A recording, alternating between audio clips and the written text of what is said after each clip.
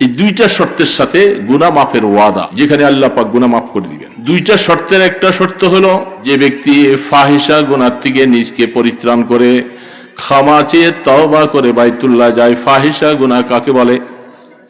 والذين إذا فعلوا فاحشة أو ظلموا أنفسهم ذكروا الله। আল্লাহ পাক বলতেছেন ফাহিশা গুনাহ ওই সমস্ত গুনাহ যেগুলি জিনা, ব্যভিচার, লাবাতাত এইভাবে মানুষের সাথে সম্পর্ক করে গুনার মধ্যে লিপ্ত হয়ে যায়, মানুষের হক নষ্ট করে করে মানুষকে কষ্ট দিয়ে থাকে।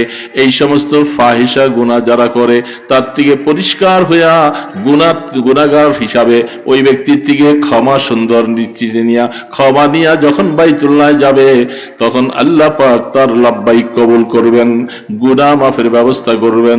2 নম্বর হলো নিজের নফসের উপরে যা জুলুম করেছে সামনের দিকে আর করব না বলে অঙ্গীকার করে তওবা করে বাইতুল্লাহ যায় যখন তাওয়াফ শুরু করবে আল্লাহ পাক বলেন সাথে সাথে তার সমস্ত গুনাহ মাফ হয়ে যায়। সমস্ত পৃথিবীকে আল্লাহ সুবহানাহু ওয়া তাআলা যখন বানালেন পৃথিবীর কোনো অস্তিত্ব ছিল না, আল্লাহ পাক একক ছিলেন, কোনো অস্তিত্ব নাই, পানি নাই, বাতাস নাই, চাঁদ সূরজ নেই, লৌহ কলম নাই, কিছুই নেই, শুধু আল্লাহ একক। আল্লাহ সুবহানাহু ওয়া তাআলা তিনি মানুষকে বানাতে গিয়ে পরামর্শ করছিল ফেরেশতাদের সাথে যে আমি এমন একটা জাত বানাবো যারা আমার ইবাদতে সবসময় মগ্ন থাকবে এবং তাদের জীবন চরিত্রের মধ্যে কিছু না কিছু ভুল ত্রুটি হবে। যেহেতু আমি তাদেরকে যে পৃথিবীতে পাঠাচ্ছি পৃথিবীটা পুরাটাই একটা অন্যায় করার একটা পরিবেশ তাদের কাছে থাকবে। তো সেই হিসাবে ফেরেশতারা বলছিল যে নাহানু নুসাব্বিহু ওয়া নুকাদ্দিসু লাক, যে আল্লাহ আমরাই তো আপনার ইবাদত বন্দেগী, আপনার প্রশংসা, আপনার জন্য সমস্ত সিফাখানা আমরাই তো যথেষ্ট, আপনি কেন বানাবেন? তো ফেরেশতারা এই কথাটা বলে আসলে আল্লাহ পাকের সাথে একটু কিছু ত্রুটি হয়ে গেছে, যে আল্লাহ পাকের সাথে এই কথাটা তাদের বলা সাজে নাই। আল্লাহ তো জানেন যে তোমরা আমার গুণগান করবে, আমি কি জানি না তোমরা আমাকে পরামর্শ কেন দিচ্ছ? এই জন্য ফেরেশতারা নিজেদের ভুল স্বীকার করেছে, আসলে আমরা ভুল করে ফেলছি। ভুল করার কারণে আল্লাহ সুবহানাহু ওয়া তাআলার কাছে তারা ক্ষমা প্রত্যাশা চাচ্ছিল যে আমরা কিভাবে এই ভুলটার থেকে মার্জনা পেতে পারি। আল্লাহ রাব্বুল আলামিন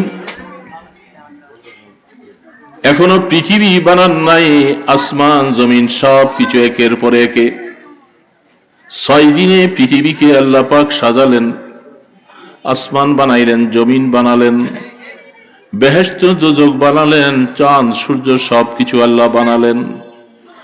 বানাবার পরে আল্লাহ পাক বলে ফেরেশতারা তোমরা যে ভুলটা করেছো ভুলের থেকে মার্জনার জন্য আমি একটা সিস্টেম তোমাদেরকে বলে দেই। সর্বপ্রথম তোমরা আসমান, সপ্ত আসমানের উপরে মণিমুক্তা জমরজাত দিয়া আমার একটা ঘর তোমরা তৈরি করো, সেই ঘরটার নাম হলো মসজিদে বাইতুল মামুর। সপ্ত আসমানের উপরে ঘরটা বানাইলা, আর যখন তোমরা ঘরটাকে তাওয়াফ করবা আমি আল্লাহ তোমাদের সামান্য ভুল যেটি হয়েছে আমি আল্লাহ ক্ষমা করে দিও। সর্বপ্রথম আসমানে, সপ্ত আসমানের উপরে আল্লাহ পাক ঘর বানাবার জন্য, বাইতুল্লাহ বানাবার জন্য ফেরেশতাদেরকে নির্দেশ করেছে। ফেরেশতারা আল্লাহ পাকের হুকুমে সে মসজিদে বাইতুল মামুর, যেটা সপ্ত আসমানের উপরে, ইব্রাহিম আলাইহিস সালাতু ওয়াস সালামকে আল্লাহর নবী, আমাদের নবী হাবিবে কিবরিয়া সরকারে দো আলম মাহবুবে খোদা মুহাম্মদুর রাসূলুল্লাহ, সবাই বলেন সাল্লাল্লাহু আলাইহি ওয়াসাল্লাম, তিনি যখন মেরাজ গিয়েছিলেন তখন ইব্রাহিম আলাইহিস সালাতু ওয়াস সালামকে মসজিদের সাথে হেলান দিয়ে বসে থাকতে দেখলেন। ইব্রাহিম আলাইহিস সালাম সপ্ত আসমানের উপরে মসজিদের মধ্যে হেলান দিয়ে তিনি বসে আছেন।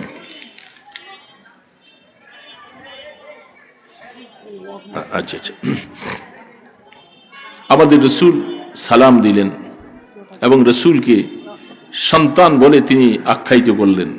ওয়ালাইকা সালাম ইয়া ইবনি, আমার বেটা, আমার ছেলে, তোমার সালাম গ্রহণ করলাম।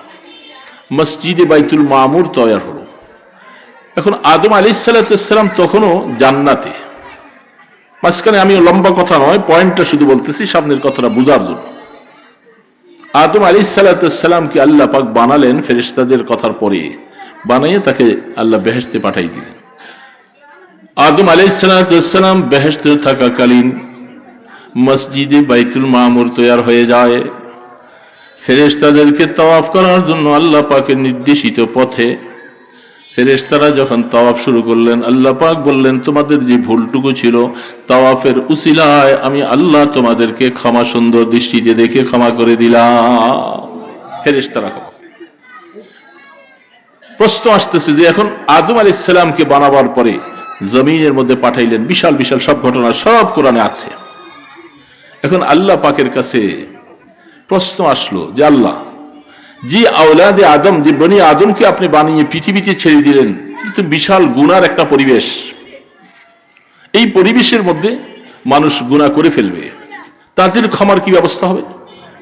ফেরেশতাদের ক্ষমার জন্য আসমানের মধ্যে মসজিদ বানাইয়া তাওয়াফের ব্যবস্থা করলেন। বনি আদম যারা গুনাহ করে ফেলবে তাদের ক্ষমার ব্যবস্থাটা কি হবে?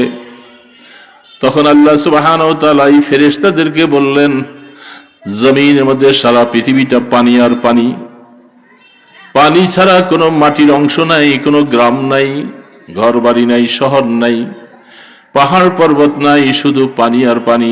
এই জন্য কোরআনের মধ্যে আছে, হাদিসে আছে, ওয়া আরশুহু আলাল মা, সারা পৃথিবীটা শুধু পানি আর পানি ছিল। আল্লাহ পাকের আরশটা পানির উপরে ভাসমান ছিল। আল্লাহ সুবহানাহু ওয়া তাআলা ফেরেশতাকে বললেন, এক কাজ করো, জমিনের সপ্ত জমিন থেকে নিচে, এখান থেকে তোমরা ঠিক ওই বাইতুল মামুরের বরাবর, ঠিক জাস্ট তার বরাবর জমিনের মধ্যে একটা ঘর বানাও। এই বাইতুল্লাহ বানাবার প্রক্রিয়া শুরু করলেন ফেরেশতাদের মাধ্যমে আল্লাহ পাক সর্বপ্রথম, যেটাকে কোরআন বলতেছে, ইন্না আউয়ালা বাইতিন ফুদিআ লিন-নাসি লাল্লাযী বিবাক্কাতা মুবারাকাও ওয়া হুদাল লিল আলামিন। আল্লাহ সুবহানাহু ওয়া তাআলা বলছেন, সর্বপ্রথম গ্রাম, যে গ্রামকে বানাবার জন্য আমি সেই মাটিটাকে পানির বুদবুদ থেকে, ঢেউ থেকে উৎপাদিত হয়ে সারা পৃথিবীর মিডল যেটা, সেখানে আমি কিছু মাটির সঞ্চার করলাম, আর ফেরেশতাদের মাধ্যমে সপ্ত জমিনের নিচ থেকে সেখানে বাইতুল্লাহ ঘর বানালাম, এবং ঘোষণা দিয়ে দিলাম, ফেরেশতারা তোমরা যেমন বাইতুল মামুরে তাওয়াফ করা সক্ষম হয়েছে, তোমাদের গুনাহ মাফের ব্যবস্থা আমার বান্দা বান্দি জমিনের মধ্যে যারা আওলাদে আদম থাকবে, ঈমান গ্রহণ করার পরেও তাদের গুনাহ হয়ে যাবে, ভুল হয়ে যাবে, তাদের ক্ষমার জন্য এই সর্বপ্রথম ঘরটা বানিয়ে দিলাম। যারা এই ঘরের মধ্যে তাওয়াফ করবে আমি আল্লাহ তাদের গুনাহ মাফ করে দিব।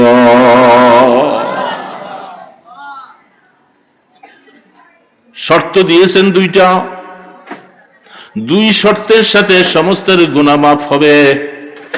ইব্রাহিম আলা নবীনা আলাইহিস সালাতু ওয়াস সালাম সর্বশেষ অবস্থায় নূহ আলাইহিস সালামের প্লাবনের সময় যখন বাইতুল্লাহ ধূলিসাৎ হয়ে যায়, মিশে যায়, ইব্রাহিম আলাইহিস সালাতু ওয়াস সালামের মাধ্যমে আল্লাহ পাক যখন বাইতুল্লাহকে নতুন করে ভিত্তি প্রস্তর করাবার জন্য হযরত জিবরিলের মাধ্যমে শনাক্ত করে দিলেন, সেইখানে ঘর বানাবার পরে আল্লাহ পাক বলেন, ইব্রাহিম আপনি আজান দেন, আপনার আজানের আওয়াজটা আমি পৌঁছে দিব। ইব্রাহিম আলাইহিস সালাম বলেন, আমি একজন সাধারণ মানুষ, আমার আওয়াজ কতটুকু হবে, আমার আজান কোথায় যাবে? ও আযিন ফিন্নাসি বিল হজ্জ, আজান দেন আপনি হজের জন্য। ইব্রাহিম আলাইহিস সালামকে আল্লাহ পাক বললেন, ইব্রাহিম আপনি আপনার জবান থেকে বাইর করবেন, আর প্রত্যেকটা রূহের জগতে সহ পৃথিবীর প্রত্যেকটা অঞ্চলে আমি আপনার আওয়াজটা আমার দ্বারা পৌঁছে দিব। আমার এই আওয়াজ শোনার পরে যেই লোকটা সাথে সাথে লাব্বাইক বলবে, তার জীবনে একবার না একবার হলো তাকে আমি বাইতুল্লাহ পৌঁছাইয়া গুনাহ মাফের ব্যবস্থা করে দিব। এখন কারা আমরা লাব্বাইক বলছি কি বলি নাই আমাদের জানা নাই। পৃথিবীতে আসার পরে যখন বাইতুল্লাহ জিয়ারতের উদ্দেশ্যে যখন রওনা দিয়ে বাইতুল্লাহ আল্লাহ পৌঁছাইয়ে দেয়, তখন বোঝা যাচ্ছে যে আমি লাব্বাইক বলেছিলাম। এবং কিয়ামত পর্যন্ত লাব্বাইক কারা বলছেন, কার সময় উপযায়ী আল্লাহ পাক তাকে সিস্টেম করে কখন তাকে নিবেন সেটা ওই লাব্বাইকের পরিপ্রেক্ষিতে নিবেন। শর্ত দুইটা দিয়েছেন, এই দুইটা শর্তের সাথে গুনাহ মাফের ওয়াদা, যেখানে আল্লাহ পাক গুনাহ মাফ করে দিবেন। দুইটা শর্তের একটা শর্ত হলো যে ব্যক্তি ফাহিশা গুনাহ থেকে নিজকে পরিত্রাণ করে ক্ষমা চেয়ে তওবা করে বাইতুল্লাহ যায়। ফাহিশা গুনাহ কাকে বলে? والذين إذا فعلوا فاحشة أو ظلموا أنفسهم ذكروا الله। আল্লাহ পাক বলতেছেন ফাহিশা গুনাহ ওই সমস্ত গুনাহ যেগুলি জিনা, ব্যভিচার, লাবাতাত এইভাবে মানুষের সাথে সম্পর্ক করে গুনার মধ্যে লিপ্ত হয়ে যায়, মানুষের হক নষ্ট করে করে মানুষকে কষ্ট দিয়ে থাকে। এই সমস্ত ফাহিশা গুনাহ যারা করে তার থেকে পরিষ্কার হইয়া গুনাহগার হিসাবে ওই ব্যক্তির থেকে ক্ষমা সুন্দর নিশ্চিত নিয়া ক্ষমা নিয়া যখন বাইতুল্লাহ যাবে তখন আল্লাহ পাক তার লাব্বাইক কবুল করবেন, গুনাহ মাফের ব্যবস্থা করবেন।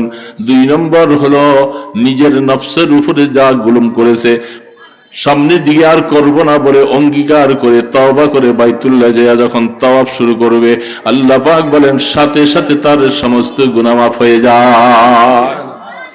যারা ফাহিশা গুনাহ থেকে নিজকে পরিত্রাণ করতে পারে নাই, তওবা করতে পারে নাই, এই সমস্ত লোকেরা যখন বাইতুল্লাহ ইহরাম পরে লাব্বাইক পড়তে পড়তে যখন যায়, হাদিস শরীফে স্পষ্ট আছে আল্লাহ পাক বলেন লা লাব্বাইক ওয়ালা সাদাইক, তোমার লাব্বাইক আমার কাছে গ্রহণ নয়, তোমার জন্য ভালো নসিব নয়, কারণ তুমি গুনাহ থেকে তওবা করে তুমি আসো নাই, গুনাহ পরে মাপ পাইবা এটা আশা নিয়ে আসছিলা, তবে তোমাকে ফাহিশা গুনাহ ছাড়ার মতো অঙ্গীকারও দেখি নাই, যার কারণে তোমার লাব্বাইক আমি প্রত্যাখ্যান করে দিলাম।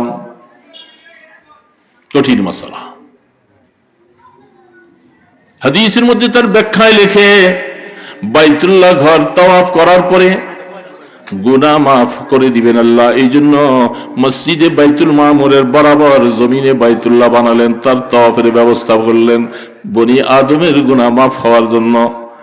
যারা হজ ব্রত পালন করার পরে তার জীবনের পরিবর্তন নাই, সে দুনিয়াতে এবার ফিরে আসার পরেও আবারও সেই ফাহিশা গুনাহগুলি করে, আল্লাহর হুকুম থেকে সে বিচ্যুতি হইয়া চলে, বোঝা যাবে তার লাব্বাইকটা আল্লাহ প্রত্যাখ্যান করে দিয়েছেন, তার লাব্বাইক আল্লাহর কাছে কবুল হয় না।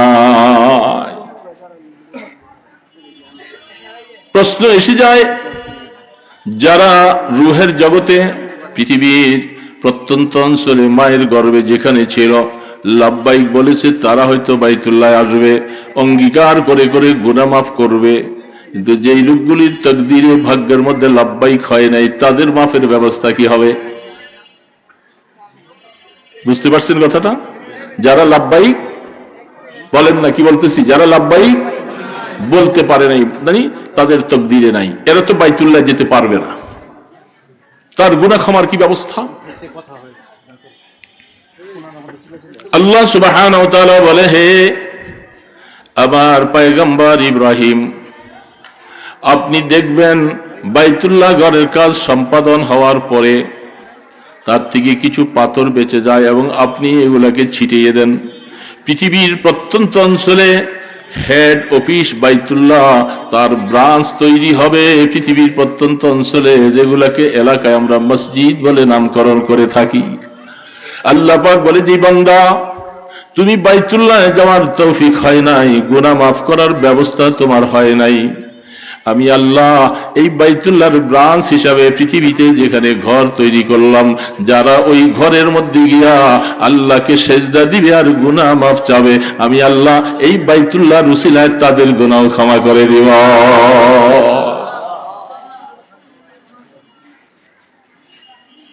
এখন ক্ষমা পাওয়ার জন্য আল্লাহ পাক ব্রাঞ্চ খুলে দিয়েছেন, হেড অফিসের সাথে কানেকশন রয়েছে। এই ব্রাঞ্চের সাথে যাদের সম্পর্ক নাই, এমন মুসলমান নামধারী আছি না নাই? আছে না? বললেন না তো সবাই, আছে না নাই? যারা দুনিয়ার বাইতুল্লাহর ব্রাঞ্চ অর্থাৎ মসজিদের সাথে তাদের কোনো সম্পর্ক নাই, জীবনের হয়তো 20, 30, 25, 50 বছর হয়ে গেছে, আজ পর্যন্ত আল্লাহর ঘর মসজিদে যাওয়ার মতো মন মানসিকতাও নাই, এমন মানুষও পৃথিবীতে বাংলায় আছে। হাদিস শরীফের মধ্যে আল্লাহ রাসূল বলেন, ওয়ারাজুলুন কলবুহু মুআল্লাকুম বিল মসজিদে ইযা খারাজা আনহু হাত্তা ইয়াউদা ইলাইহি। কিয়ামতের ময়দানে আল্লাহ সুবহানাহু ওয়া তাআলা আরশে আজিম ছাড়া কোন ছায়ার ব্যবস্থা থাকবে না, এতে সকলের একমত, কোন রকমের সন্দেহ নাই। আল্লাহ পাকের আরশের ছায়া ছাড়া আর কোন ছায়া থাকবে না। 7 ধরনের মানুষকে আল্লাহ পাক, 7 গুণ বিশিষ্ট মানুষকে আল্লাহ পাকের আরশের নিচে ছায়া দিবেন। এর মধ্যে একটা গুণ বিশিষ্ট মানুষ হলো যারা আল্লাহর ঘর মসজিদের সাথে মহব্বতের সম্পর্কে, যার দিলটা লটকানো, মানে এক ওয়াক্ত নামাজ পড়ে আসার পরে সে আবার মনে মনে খেয়াল যে আল্লাহ কখন জোহরের সময় হবে আমি তোমার ঘর মসজিদে হাজিরা দিব, জোহর পরে এসে আবার আসরের সময় কখন যেতে পারবো, এই মন মানসিকতা নিয়ে থাকে। আল্লাহর হাবিব ফরমান, এই সমস্ত ব্যক্তিদেরকে কিয়ামতের ময়দানে আমার আরশে আজিমের নিচে ছায়া দান করব। সাধারণ কথা না, আরশে আজিমের নিচে ছায়া পাওয়াটা সাধারণ কথা না। এই জন্য আল্লাহ সুবহানাহু ওয়া তাআলা, আমি যে আয়াত পড়েছিলাম, আল্লাহ রাব্বুল আলামিন বলে, মানুষ শোনো, ফেরেশতাদেরকে বাদ দিয়া আমি কেন আদম বানাইলাম, তোমাদেরকে কেন বানিয়েছি?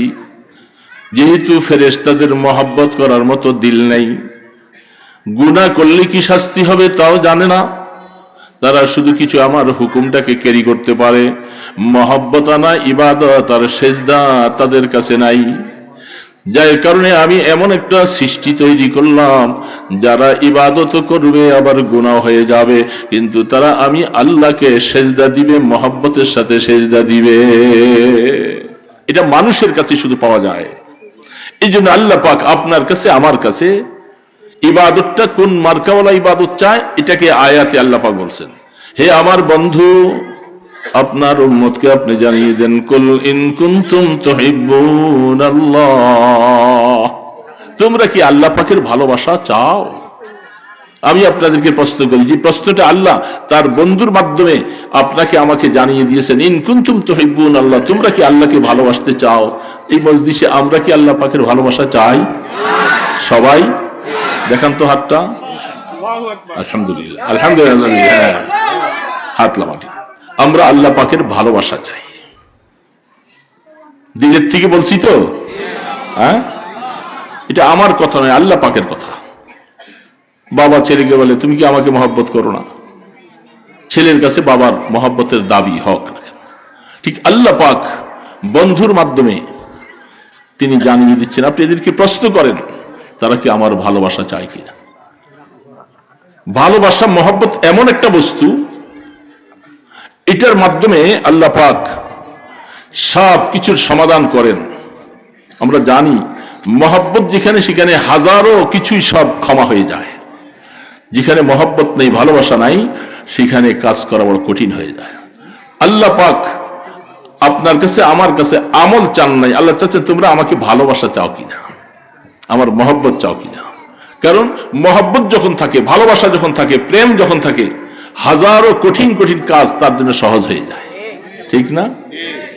রাত্রে গভীরে গ্রামগঞ্জে থাকেন, আপনার সন্তানটা খুব অসুস্থ, এমন অসুস্থ হয়েছে ছেলেটাকে এখন হাসপাতাল নিতে হবে। আপনি চেষ্টা করেছেন আশপাশে লোকদেরকে ডেকে, কি করে নিবেন, টাকা নাই, হাওলাত ধার করে হলো সন্তানকে হাসপাতালে নেওয়ার জন্য আপনি প্রস্তুত থাকেন। কারণটা কি, সন্তানের প্রতি আপনার যে মহব্বত আর ভালোবাসা, এটা আরেকজনের কাছে নাই, যার কারণে হাজারো কষ্ট আপনার জন্য সহজ হয়ে যায়। এই জন্য আল্লাহ পাক আপনার কাছে, আমার কাছে যে সেজদাটা চেয়েছেন, যে ইবাদত চেয়েছেন, যে ডাক চেয়েছেন, সমস্ত জিনিসটা যেন ভালোবাসাওয়ালা হয়, প্রেমওয়ালা হয়, মহব্বতের সাথে যত হয়। যে ব্যক্তির অন্তরে আল্লাহর প্রেম আর ভালোবাসা যত বেশি হবে, আল্লাহ পাকের গোলামি সে তত বেশি করবে, ঠিক না বেঠিক? এই জন্যই বলা হচ্ছে সবচেয়ে বেশি আল্লাহকে ভালোবাসেন কে বলেন তো? কে? মুহাম্মাদুর রাসূলুল্লাহ সাল্লাল্লাহু আলাইহি ওয়াসাল্লাম। আল্লাহর পয়গম্বর থেকে পৃথিবীতে এমন কোন ব্যক্তি আর নাই যিনি আল্লাহকে সবচেয়ে বেশি ভালোবাসেন। সবচেয়ে বেশি ভালোবাসা রাসূলের আল্লাহর জন্য, ঠিক না ঠিক বলেন? এই জন্য আল্লাহ রাসূল বলেন, আমার বন্ধু বলতে পৃথিবীতে কেউ নেই। আমার বন্ধু শুধু একজন, তিনি হলেন আল্লাহ। পৃথিবীতে আমার বন্ধু নেই কেউ। আমার সাহাবী আছে, আমার অন্যান্য সাথীরা আছে, আমার নাতি আছে, পরিবার আছে, কিন্তু আমার বন্ধু একজন। রাসূল বলতেছেন, লাউ কুনতু মুত্তাখিযান খালিলান গায়রা রাব্বি লাত্তাখাযতু আবা বকর। আমি যদি পৃথিবীতে কাউকে আমার বন্ধু বানাইতাম, তার মানেটা কি? আমার কোনো বন্ধু নাই। আমি বন্ধু বানাইতাম আবু বকরকে। সুবহানাল্লাহ। বন্ধু আমার নাই পৃথিবীতে কেউ। যদি বন্ধু বানাইতাম, হাদিসের মধ্যে বলছেন, আমি বন্ধু বানাইতাম আবু বকরকে। চিনছেন না আবু বকরকে? সিদ্দিক আকবর যাকে বলা আছে। তার মানে বন্ধু আমার কেউ নেই। আমার বন্ধু একজনই, শুধু একমাত্র আল্লাহ সুবহানাহু ওয়া তাআলা। তো সেই বন্ধু বলতেছেন, আপনি বলে দেন আপনার উম্মতকে তারা আমার ভালোবাসা চায় কিনা। যদি ভালোবাসা চায়, তাদের জন্য কিছু শর্ত দিয়ে দিবেন। ভালোবাসা সিস্টেম অনুযায়ী যেতে হবে। সিস্টেম ছাড়া ভালোবাসা আল্লাহর কাছে পছন্দ নয়। সিস্টেম ছাড়া ভালোবাসা, প্রথম ভালোবাসার সিস্টেমটা হলো আপনি বলে দেন ফাত্তাবিউনি। ভালোবাসার প্রথম শর্ত হলো আমি রসুলের ইত্তেবা, আমার রসুলের বাতলানো পথে তার নামাজ, তার রোজা, তার হজ, তার যাকাত, তার চেহারা, তার নমুনা, তার সাংসারিক, তার ব্যবসা, সব কিছু হবে মেড ইন মদিনা। আমার বন্ধুর নির্দেশিত পথে যার জীবনটা চলবে, আমি বুঝবো যে সে আসলে সত্যি আমার ভালোবাসা চায়। কারণ আমাকে দেখা যায় না, আমার সাথে কথা বলার সময় সুযোগও তাদের নেই। দেখবে আমাকে একদিন, যেদিন এই চক্ষুটা চলে যাবে, ভিন্ন আরেকটা চোখ যখন আসবে মৃত্যুর পরে, সেই চক্ষু ছাড়া দেখা যাবে না। তাহলে আল্লাহর সাথে দেখাও যায় না, কথা বলা যায় না, তিনি কেমন কিছুই বলা যায় না। সব কিছু নমুনা তালাশ করবে আপনার কাছে। আপনার সারা জিন্দেগীর নমুনা তারা যখন ফলো করতে থাকবে, তারা আবার ভালোবাসার আর দাবি করা লাগবে না। ইউহিব্বুকুমুল্লাহ, অটোমেটিক আমি আল্লাহ তাদেরকে ভালোবাসতে শুরু করব। তাদেরকে এমন ভালোবাসা দিব যা আর পৃথিবীতে কোনোদিন কেউ এই ভালোবাসা দিতে পারবে না। তাহলে আল্লাহ পাকের ভালোবাসা পাওয়ার জন্য অনুকরণ করতে হবে কাকে ভাই? এটা আওয়াজ দিয়ে বলেন, কাকে?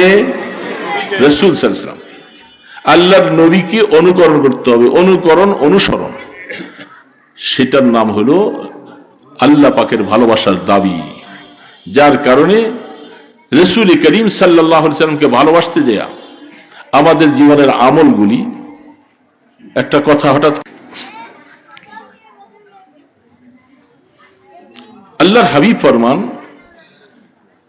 পৃথিবীর মধ্যে সমস্ত আমল, সবকিছু আমি যা করেছি এবং করতে বলেছি সব আমার সাহাবায়ে কেরামরা সব সংরক্ষণ করে রাখছে। এমন কোন নবী যায় নাই যাদের জীবনের সমস্ত কিছু সংরক্ষণ করা আছে। শুধু একমাত্র তিনি হলেন আপনার আমার নবী, যার জীবনের পুঙ্খানুপুঙ্খানুরূপে প্রত্যেকটা জিনিস সংরক্ষণ করা আছে। সুবহানাল্লাহ। আছে না নাই? রসুল কিভাবে খাবেন, রসুল কিভাবে ইস্তিনজায় যাবেন, রসুল কিভাবে পারিবারিক জীবন করলেন, রসুল কিভাবে ইমামতি করলেন, রসুল কিভাবে ব্যবসা করলেন, রসুল কিভাবে জিহাদ পরিচালনা করেছেন, এক কথায় একজন মানুষের কোড অফ লাইফের পুরা সবকিছু নমুনা পাওয়া যাবে আমাদের নবীর জীবন চরিত থেকে। আর কোন নবীর জীবন চরিতে এগুলি সংরক্ষণ নাই। কি বলেন, ঠিক না ঠিক?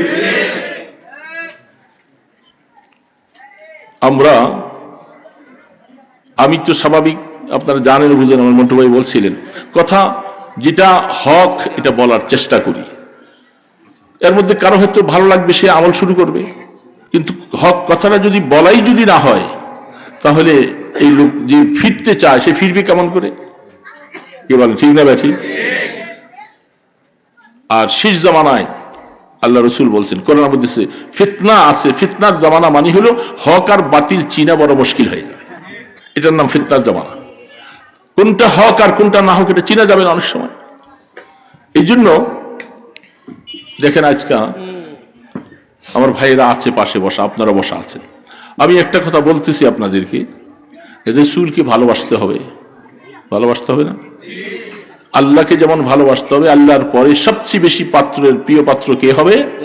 রাসূল সাল্লাল্লাহু আলাইহি ওয়াসাল্লাম। ওনাকে ভালো না বাসলে, হাদিস পড়েছিলাম বুখারী শরীফের 6 নম্বর হাদিস, পৃষ্ঠা খুলে দেখবেন, যারা নিজের জীবন থেকে, মা বাবার থেকে, দুনিয়ার সমস্ত মানুষ থেকে আমি রসুলকে বেশি ভালো না বাসবে, সে আমার প্রকৃত উম্মত হতে পারে নাই।